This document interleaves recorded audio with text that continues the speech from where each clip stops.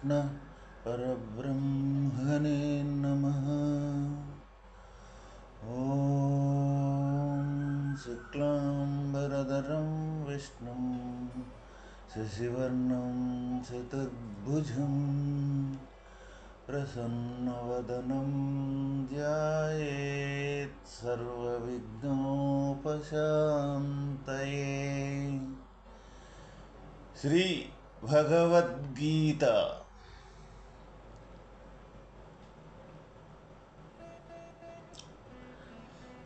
భగవంతునకు మిక్కిలి ప్రీతిపాత్రుడయ్యుండు జీవుని యొక్క మోక్ష విషయమై ఏ సంధియమును ఉండదు. అతడు కడతేరినట్లే యగును. ఎవరైతే ఇక్కడ భగవంతుణ్ణి మనం కొలుస్తూ ఉన్నాము, భగవంతుడికి పూజ చేస్తూ ఉన్నాము, భగవంతునికి సేవ చేస్తూ ఉన్నాము, భగవంతుని పూజ అని మనం చాలామంది అనుకుంటూ ఉన్నాం. కానీ ఇక్కడ మనము భగవంతుడికి పూజ చేస్తున్నాము అని అంటే భగవంతుడికి పూజ అవసరమా? భగవంతుడి కోసం మనం చేస్తున్నామా? చాలామంది భగవంతుడి కోసం చేస్తూ ఉన్నాము అని అనుకుంటూ ఉంటుంటారు. అది నిజమైన ఆలోచన కానే కాదు. ఎందుకు అంటే మనము ఈ సృష్టికనేది నిజము అని మనం సృష్టిలోకి వచ్చాము. ఈ సృష్టి నుంచి తప్పించుకునేదానికి సంబంధించి మన కోసము మనం చేసుకునే పూజ ఏదైతే ఉన్నదో అదే వాస్తవికంగా ఇక్కడ భగవంతుని పూజ అంటాం. భగవంతునికి ఏ పూజ చేయవలసిన పని లేదు. ఇంకా రెండవది, భగవంతుడికి ఇష్టంగా ఉండే విధానం ఏంటిదంటే ఏదైతే భగవంతుని సంబంధించిన గుణాలు ఏవైతే ఉండయో వాటిని మనం అలవరుచుకొని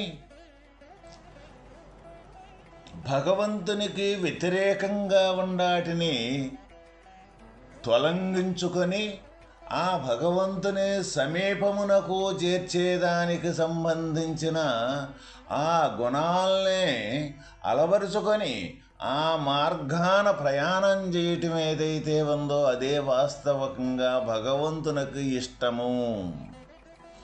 అందువల్ల భగవంతునికి మన ఇష్టం ఏదైతే ఉందో, నేను భగవంతునికి పూజ చేస్తూ ఉన్నాను, భగవంతుడు నన్ను కరుణించట్లేదు అని ఇక్కడ మనం అనుకునే అపోహలో ఏవైతే ఉన్నాయో అవన్నీ కూడా మనం తొలగించుకోవటం అవసరము.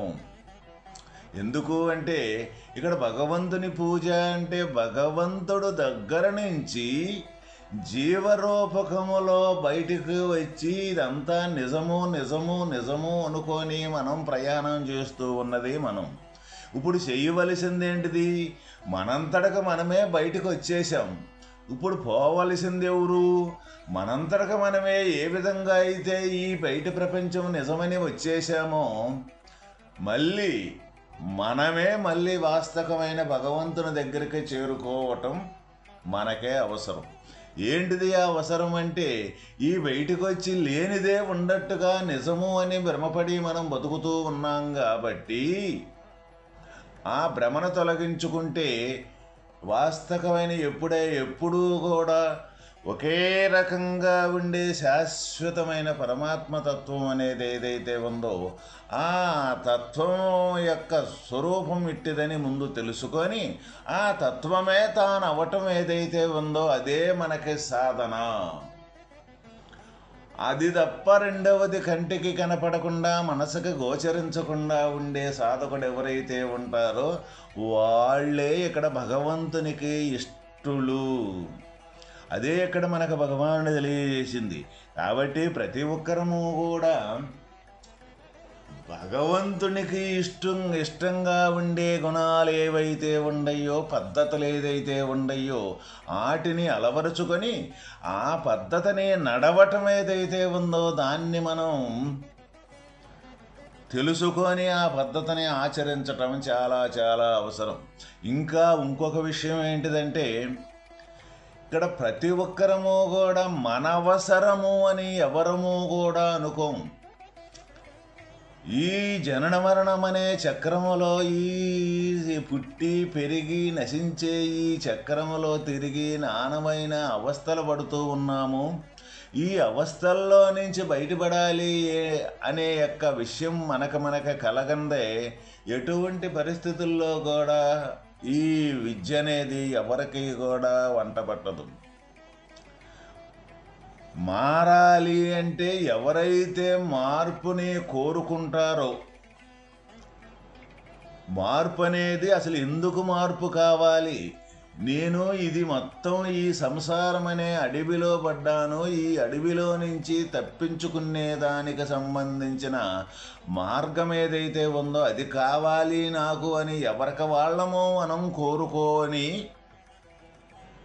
ఎవరికి వాళ్ళమే మనం మారాలి.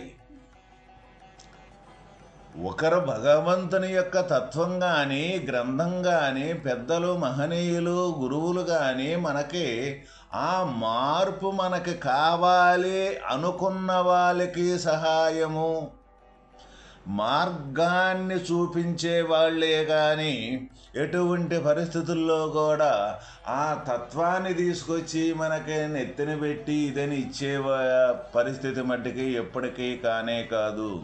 ఎందుకు అంటే భగవంతుని యొక్క తత్వం నిశ్చితంగా నిర్భయంగా ఎప్పుడూ ఉన్నది. అక్కడ ఉన్న తత్వాన్ని ఇంకొకరు కానీ తీసుకొచ్చి ఇచ్చేది అంటూ ఏమీ ఉండదు అక్కడ. మరి ఉండతత్వాన్ని మరి ఎందుకు మనం మరి పొందలేకపోతున్నాం, అది అవ్వలేకపోతున్నాం, అదిగా ఉండలేకపోతున్నాము? ఉండతత్వాన్ని వదిలేసి అంటే మరుపు చెంది లేనిది కల్పింపబడ్డ ఏ జీవతత్వం అయితే ఉందో, జీవుడు అంటే పరిధిని ఆపాదించుకున్న జ్ఞానమే జీవుడు. ఈ శరీరమే నేను అనుకున్న యొక్క స్వాభావికమే జీవతత్వం. అది నిజము అనుకుంటున్నాం కాబట్టి మనకు వాస్తవమైన ఈ నేననేది ఎక్కడి నుంచి తయారవుతూ ఉన్నది అని ఆ తయారయ్యే కాడకి పోవటమే ఇక్కడ వాస్తవమైన దైవ మార్గము. కాబట్టి ఇది ఎవరికి అవసరం, ప్రతి ఒక్కరూ కూడా ఎవరికి వాళ్ళు గుర్తించి నేను ఈ సృష్టిలోకి రావటమేంది, కొంతకాలం ఉండటమేంటిది, ఎక్కడి నుంచి వచ్చాను ఈ నేన్ని, మరి ఎక్కడ ప్రయాణం చేస్తూ ఉన్నాను, మధ్యలో కొంతకాలం తర్వాత మళ్ళీ ఎక్కడికి పోతున్నాను అని ఈ మూడింటి యొక్క ఆన్సరు, ఈ మూడింటి యొక్క సమాధానం తెలుసుకునేదానికి ఎవరికి వాళ్ళే ప్రయాణం చేసి తన నిజతత్వం ఏదైతే ఉన్నదో ఆ నిజతత్వాన్ని పొందటమే ఇక్కడ వాస్తవమైన భగవంతుని యొక్క మార్గం.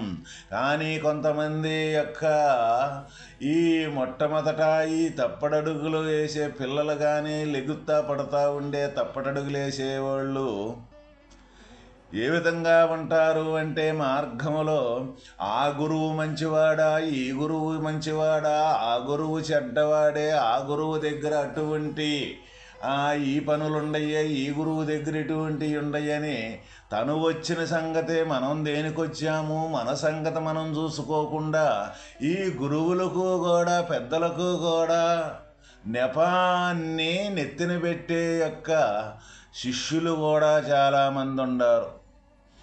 మనం వచ్చిన పని దేనికోసం వచ్చాం, మొట్టమొదటి అందువల్ల గురువుని గుడ్డిగా నమ్మకూడదు అని మనకి ఇక్కడ శాస్త్రంలో చెబుతూ ఉన్నారు.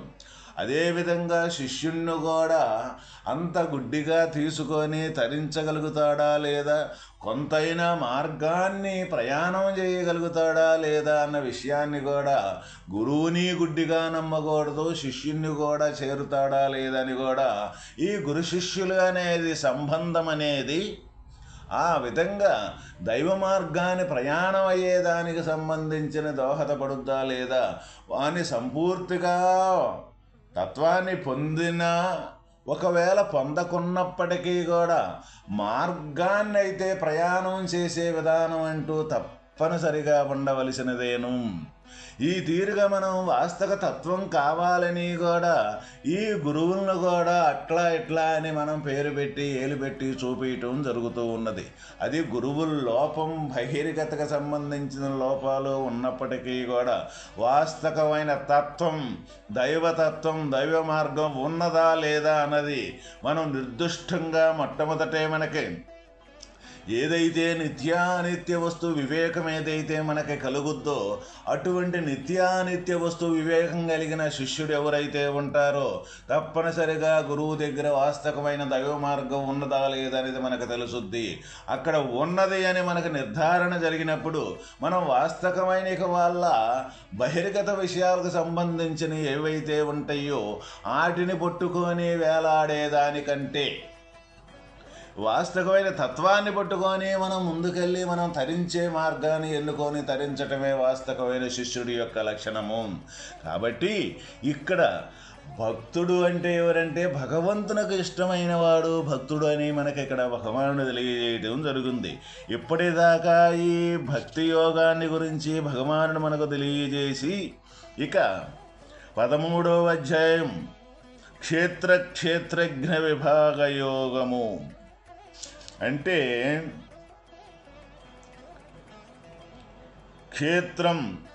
క్షేత్రమనగా శరీరము, క్షేత్రజ్ఞుడనగా ఆత్మ, జీవుడు. వాస్తవముగా క్షేత్రజ్ఞుడు జీవుడు వాస్తవముగా క్షేత్రజ్ఞుడే కానీ క్షేత్రము కాదు. కానీ అజ్ఞాన కారణమున తాను క్షేత్రమని తలంచి జీవుడు దుఃఖములను అనుభవించుచున్నాడు. ఇక్కడ క్షేత్రమనగా శరీరము, క్షేత్రజ్ఞుడనగా ఆత్మ, జీవుడు వాస్తవముగా క్షేత్రజ్ఞుడే కానీ క్షేత్రము కాదు. ఈ శరీరములో అంతర్గతంగా ఉండి ఈ శరీరాన్ని నడిపే యొక్క జీవతత్వం, జీవశక్తి ఏదైతే ఉన్నదో ఆ జీవుడు వాస్తవకంగా క్షేత్రజ్ఞుడు. అంటే ఈ క్షేత్రాన్ని నడిపేవాడు ఆత్మస్వరూపుడే కానీ వేరే కానే కాదు.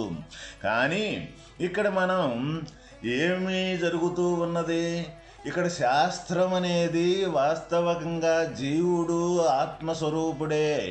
ఆత్మ అంటే ఇంకా రెండవ వస్తువు లేదు, వస్తువు అదే తప్ప రెండవ వస్తువు లేదు అన్న నిర్ధారణ జరిగిన యొక్క స్వరూపమే ఇక్కడ ఆత్మ. అంటే ఎప్పుడూ కూడా చలించనిది, అంటే కదలనేది, ఒకే స్థితిగా మార్పులు చేర్పులు చెందని యొక్క స్వరూపమే ఇక్కడ ఆత్మస్వరూపం. అంటే ఇక్కడ మారతుంది, మార్పు కనపడుతుంది అంటే జీవుడు ప్రవేశం అని మనకి ఇక్కడ తెలుసుకోవటం చాలా చాలా అవసరం. ఎప్పుడైతే మార్పుని మనం గమనించటం జరుగుతూ ఉన్నదో ఆ గమనించే యొక్క మార్పే నిజము అనుకునే యొక్క సంధి ఏదైతే ఉన్నదో అదే ఇక్కడ జీవుడు. ఈ వాస్తవకంగా ఈ జీవుడు ఆత్మ యొక్క స్వరూపమే. ఏ కదలిక లేకుండా నిండి నివిడీకృతమై ఉండ పరమాత్మ యొక్క స్వరూపమైతే ఉన్నదో ఆ స్వరూపమే కానీ వాస్తవకంగా క్షేత్రజ్ఞుడంటే ఈ శరీరమే నేను అనుకునే భావన కాడే ఉండి ఇదే నిజం అనుకునేది మట్టి కానే కాదు. అంటే ఈ శరీరంతో కూడా కలుపుకొని ఈ శరీరమే కాక అన్ని శరీరాలు ఈ జీవకోటి మొత్తం ఎన్ని కోట్ల జీవకోటి అయితే ఉన్నదో అన్ని జీవకోటి అన్ని ప్రాణికోటి శరీరాల్లో కూడా ఉండే యొక్క స్వరూపము ఆత్మస్వరూపమే. అదే కాకుండా ఈ పంచభూతాలు ఏవైతే ఉన్నాయో మనకి కనపడే ఈ దృశ్య రూపములో ఈ పంచభూతాలు మొత్తం కూడా పరమాత్మ యొక్క స్వరూపమే. రెండవది అంటూ లేకుండా ఉండే యొక్క స్థితి ఏదైతే ఉన్నదో ఆ స్థితే ఇక్కడ ఆత్మస్వరూపము, పరమాత్మ యొక్క స్వరూపము. అటువంటి స్థితి నుంచే ఈ నేను అనే యొక్క జీవశక్తి ఈ శరీరాన్ని ఆపాదించుకొని నేను పుట్టాను, నేను పెరుగుతూ ఉన్నాను, నేను నశిస్తూ ఉన్నాను అని ఈ లోకములో అనేక రకాల యొక్క సమస్యలతోటి బాధపడుతూ, అనేక రకాల ఇబ్బందులు పడుతూ, అనేక రకాల కష్టనష్టాలతోటి అనేక రకాల జీవితాన్ని జీవిస్తూ ఉన్నాము. అందువల్లే మానవుడి యొక్క ప్రత్యేకత, మానవుడు గొప్పవాడు అని మనకు శాస్త్రాలు కానీ మనం కానీ అనుకుంటూ ఉన్నాము. ఏమిటిది మానవుడి యొక్క గొప్పతనము అంటే, వాస్తవకంగా మానవుడి యొక్క గొప్పతనం ఏంటిదంటే, పరమాత్మ యొక్క తత్వం ఎట్టిదనే ముందు తెలుసుకొని ఆ పరమాత్మ యొక్క స్వరూపం అయ్యేదానికి సంబంధించిన జ్ఞానం ఏదైతే ఉన్నదో ఆ జ్ఞానమే ఇక్కడ ఈ మానవ శరీరంలో ఉన్నది అన్నమాట. ఈ శరీరంలో ఉన్న ఆ జ్ఞానం తప్ప గొప్పతనం రెండవదంటూ ఏమీ లేదు. ఎందుకు అంటే అన్ని శరీరాల్లో కూడా జ్ఞానం ఉన్నప్పటికీ కూడా అది నిరంతరం ఆ శరీరం పోషించుకునేదానికి సంబంధించిన మట్టికే ఉపయోగపడుతూ ఉన్నది. అయితే ఈ శరీరంలో ఈ శరీరాన్ని పోషించుకుంటానికి, ఈ పోషించుకొని తర్వాత ఈ శరీరం అనేది ఎక్కడి నుంచి తయారవుతూ ఉన్నది, ఈ శరీరానికి తయారయ్యేదానికి మూలం ఎవరు, అసలు ఈ జగత్ మొత్తం అంటే చూసి కంచేపుండి లేకుండా జనించి గతించే యొక్క ఏదైతే ఉన్నదో ఇది మొత్తం ఎక్కడి నుంచి జరుగుతూ ఉన్నది, దీనికి మూలం ఎవరు అని తన ముందు తన శరీరాన్ని తను తెలుసుకొని ఈ జగత్ మొత్తం కనిపించే ప్రపంచం యొక్క మొత్తాన్ని కూడా ఆ పరమాత్మ యొక్క స్థితి తప్ప రెండవది లేదు అని తెలుసుకునే జ్ఞానం ఏదైతే ఉన్నదో ఆ జ్ఞానమే ఈ శరీరంలో, మానవ శరీరంలో ఉన్నది. అందువల్లే ఈ శరీరానికి మానవుడు అని మన పూర్వీకులు పేరు పెట్టారు. మానవుడు అంటే మా అంటే అజ్ఞానము, నా అంటే లేకుండా, వా అంటే వర్తించుట, డా అంటే ఉండేవాడు. అంటే అజ్ఞానము లేకుండా ఉండేవాడు ఎవరైతే ఉన్నారో వాళ్ళే ఇక్కడ మానవులు అని మనకు తెలియజేయటం జరిగిందన్నమాట. ఇప్పుడు అజ్ఞానం అంటే ఏంటిది? శరీర పరిధి మట్టుకే నేను అనుకుని నడిచేది ఏదైతే ఉన్నదో అది అజ్ఞానం. జ్ఞానం అంటే ఏంటిది?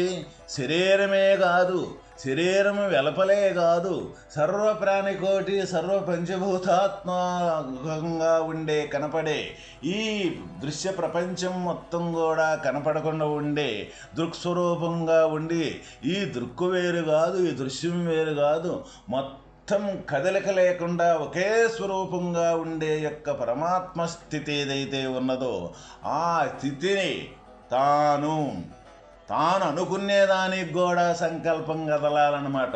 తానని అనుకునేదానికి కూడా లేకుండా సహజంగా ఉండే స్థితి ఏదైతే ఉన్నదో ఆ స్థితిని పొందిన యొక్క లక్షణమే, ఆ స్థితిని పొందిన యొక్క విధానం ఏదైతే ఉన్నదో అదే మానవుడు అంటే, జ్ఞానము అంటే. ఇప్పుడు మనం జ్ఞానంగా జీవిస్తూ ఉన్నామా, అజ్ఞానంగా జీవిస్తూ ఉన్నామా అని మనం కానీ ప్రశ్న వేసుకున్నట్లయితే ప్రతి ఒక్కరికి కూడా తెలిసిపోద్ది. దీనికి మనకి ఈ జీవన విధానానికి సంబంధించిన కుల మత విచక్షణత అనేక రకాల మనకి ఇక్కడ గోచరిస్తూ ఉన్నాయి. ఏ కులమైనా సరే, ఏ మతమైనా సరే, ఏదైనా సరే ప్రతి ఒక్క మానవుడు కానీ ప్రతి ఒక్క జీవరాశి కానీ ఈ పంచభూతాత్మకమైన నిర్మితమైన శరీరాలే కానీ వేరే ఇంకెకటి కానే కాదు. కాబట్టి ప్రతి ఒక్కరూ కూడా తరించాలి, ప్రతి ఒక్కరూ కూడా ఈ మోక్షాన్ని పొందాలి, వాస్తవమైన భగవంతుని యొక్క స్వరూపంగా మారిపోవాలి అన్నప్పుడు వాస్తవంగా ఈ మానవ ధర్మం ఏదైతే ఉందో ఆ మానవ ధర్మాన్ని ప్రతి ఒక్కరం కూడా పాటించాల్సిన అవసరం ఎంతైనా ఉన్నది. లేకపోతే ఈ తత్వ విచారణ కాకపోతే అన్ని జీవరాశులకి మనకి ఎలాంటి తేడా లేనే లేదు. అయ్యి తింటున్నాయి, మనము తింటూ ఉన్నాం, అయ్యి పెరుగుతున్నాయి, మనము పెరుగుతున్నాం, అయ్యి ఈ సుఖదుఖాలు అనుభవిస్తూ ఉన్నాయి, మనం సుఖదుఖాలు అనుభవిస్తూ ఉన్నాం, అయ్యి ఒకరోజు చనిపోతూ ఉన్నాయి, మనం చనిపోతున్నాం. ఏ వ్యత్యాసము లేదు. వాస్తవికంగా శాశ్వతంగా ఉండే తత్వాన్ని తెలుసుకోవటమే ప్రత్యేకత. అదే మానవుడి యొక్క కర్తవ్యము. ఓం తత్